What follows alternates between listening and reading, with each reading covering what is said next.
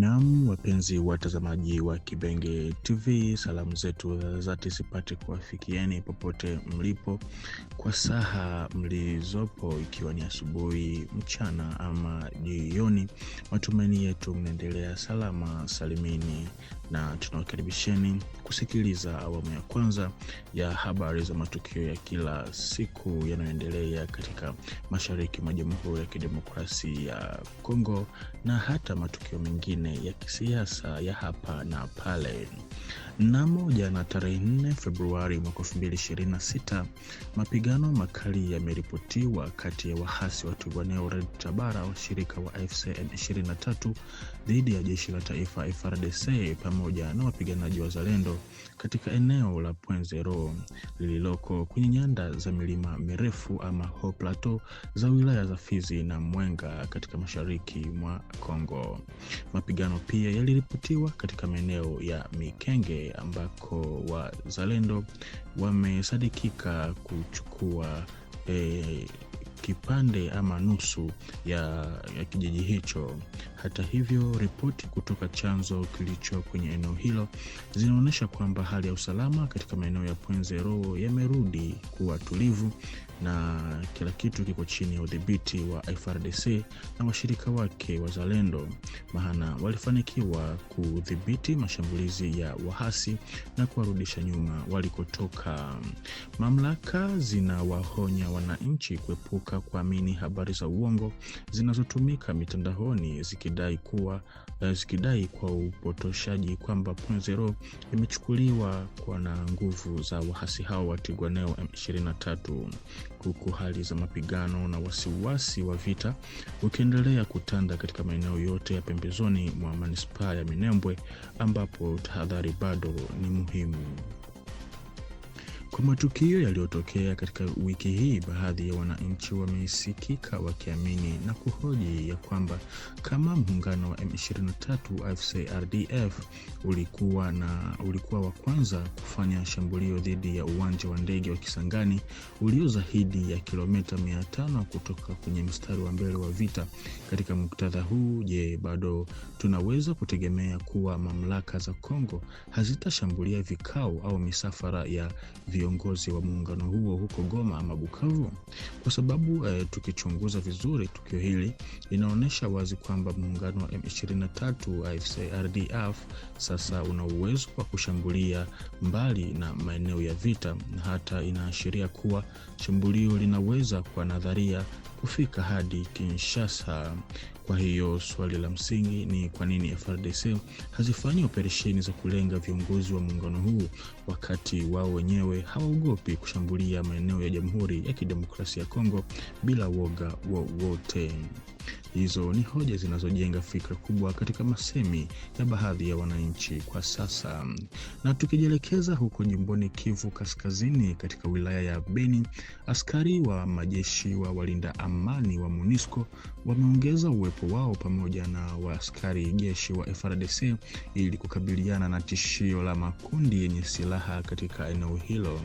Tangu tarehe 16 Januari mwaka huu, doria ama patrui za pamoja zimewekwa katika njia kadhaa za kimkakati na katika maeneo ya misitu, ikiwemo maeneo ya Sayo, Mandumbi, Maifasa, Mavivi, Mapiki, Mbau, Oicha na Eringeti kama sehemu ya Operation Umoja.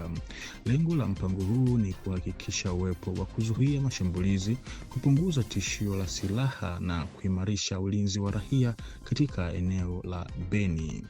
Ila kwa upande mwingine, huko Kivu Kaskazini, vijiji vingi vilivyo katika njia ya Butembo hadi Mangurejipa wilayani Lubero vimebaki bila wakazi wake kufuatia mauaji yanayohusishwa na wahasi wa ADF.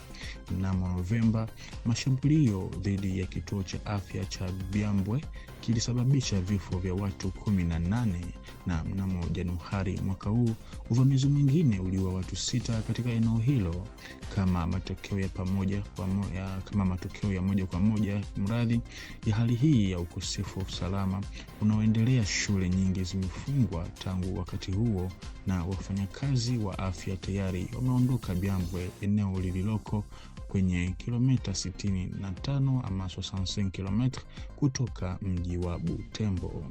Tukisalia huko jimboni Kivu Kaskazini katika mji wa Goma, tukio la kusikitisha kumradhi limetikisa manispaa ya Himbi usiku wa kuamkia jana tarehe 4 Februari mwaka 2026, ambapo mlinzi wa usalama aliuawa kikatili katika maeneo ya Complexe Scolaire Mwanga iliyopo katika barabara ya Avenue du Lac. Marehemu Heshima Bahati Celestin mwenye umri wa miaka 37 ama 37 ans alikuwa akifanya kazi kwa kampuni ya ulinzi ya KNG Security na alikuwa na jukumu la kulinda eneo la shule hiyo. Kwa mujibu wa taarifa zilizopatikana, alishambuliwa na watu waliovaa sare za kijeshi wakiwa na mapanga. Shambulio hilo lilikuwa la kikatili na lilisababisha kifo chake papo hapo. Tukio hili linaonyesha tena udhaifu wa raia na walinzi wa usalama katika maeneo yanayodaiwa kuwa chini ya udhibiti wa waasi wa M23 na jeshi la Rwanda. Majirani wameonyesha wasiwasi mkubwa kufuatia mashambulizi ya aina hii na wanazitaka vyombo vya usalama kuimarisha ulinzi wa shule na raia, hususan walinzi wa usalama. Kikundi cha Banyamulenge wanaoishi Marekani kimeeleza leo jana Jumanne huko Washington wasiwasi wake kuhusu utumiaji wa jamii yao na Rwanda, jambo linalotumika kuhalalisha mashambulizi katika mashariki mwa DRC. Wakati wa mazungumzo na Waziri Patrick Muyaya, Maitre Emily Muhizi ambaye ni mwenyekiti wa shirika la Mutualite la Banyamulenge la Marekani aliweka wazi kwamba walikuwa wakisubiri kwa muda mrefu kupata njia za mawasiliano na mamlaka za nchi ya Kongo, bila kwa siku hiyo jambo hilo limewezekana. Katika hotuba yake kwa Lingala, Bwana Bosco Manyota, mwanajeshi mstaafu wa Banyamulenge, alisema kuwa wanajeshi wa Rwanda ni wahoga, huku akisisitiza ya kwamba wao kama wanajeshi wa Kongo wana mafunzo zaidi, ila kinachohitajika tu ni kupanga vizuri mikakati ya vita na hatimaye watashinda vita hivyo. Bwana huyu aliongeza kuwa wanalaani vikali utumiaji wa jamii yao ya Banyamulenge unaofanywa na Rwanda na M23. Kikundi hicho pia kimekosoa kutoa kwa nguvu baadhi ya wanajamii wao kwenda Rwanda baada ya kulazimishwa kutoka Uvira. Wamepongeza hatua na ujasiri wa Rais Tshisekedi na serikali ya Jamhuri ya Kidemokrasia ya Kongo katika kuzuia kuingilia kati kwa Rwanda mara kwa mara nchini humo. Wawakilishi wa jamii za Banyamulenge walioko Marekani wamelitaka jamii yao kuunganisha juhudi zao, kueneza ujumbe wao kwa nguvu zaidi na kushughulikia propaganda potofu ya Rwanda na M23 kuhusu unyanyasaji wa kudhaniwa na wa jamii hizi. Wamehitimisha kwa kushukuru ushujaa na ujasiri wa wote ambao kama wao wanasimama dhidi ya shambulio la Rwanda. Huku kwa upande mwingine, huko Marekani, serikali ya Washington inaongeza shinikizo dhidi ya Kigali kupitia mbunge wa chama cha Republican Chris Smith, ambaye ni rais wa kamati ndogo ya Afrika katika baraza la wawakilishi la Marekani. Amehimiza serikali ya Trump kuweka vikwazo maalum dhidi ya viongozi wa Rwanda, ikiwa ni pamoja na uwezekano wa kumlenga Rais Paul Kagame mwenyewe kutokana na kutokuheshimu kwa kuendelea mikataba ya Washington ya amani na ustawi iliyosainiwa Disemba mwaka 2025 kati ya DRC na Rwanda. Chris Smith alikutana hiyo jana Jumatano tarehe 4 mwezi huu mjini Washington na Rais wa Jamhuri ya Kidemokrasia ya Kongo Felix Antoine Tshisekedi, ambako tena huko rais huyo wa Kongo aliweza pia kukutana na waziri wa mambo ya nje wa Marekani Bwana Marco Rubio. Na kwa mujibu wa vyanzo vya ikulu ya Kinshasa vimesema ya kwamba mazungumzo yao yalijikita hasa katika hatua za utekelezaji wa ahadi zilizomo katika mkataba wa amani wa Washington, kuimarishwa kwa ushirikiano wa kimkakati kati ya DRC na Marekani, pamoja na dhamira ya pamoja ya kukuza amani, utulivu na maendeleo ya kiuchumi ya DRC, huku uhuru na uadilifu wa eneo la nchi nchi vikilindwa.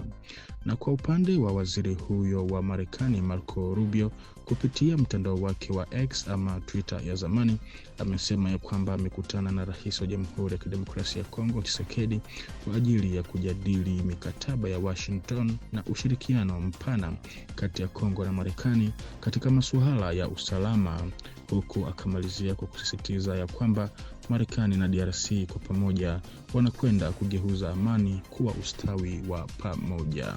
Na kwa taarifa hii, mpenzi mtazamaji wa Kibenge TV, ndi kwamba tunakwenda kuweka nukta kwa awamu ya kwanza ya habari za matukio ya kila siku ya leo tarehe 5 Februari mwaka 2025.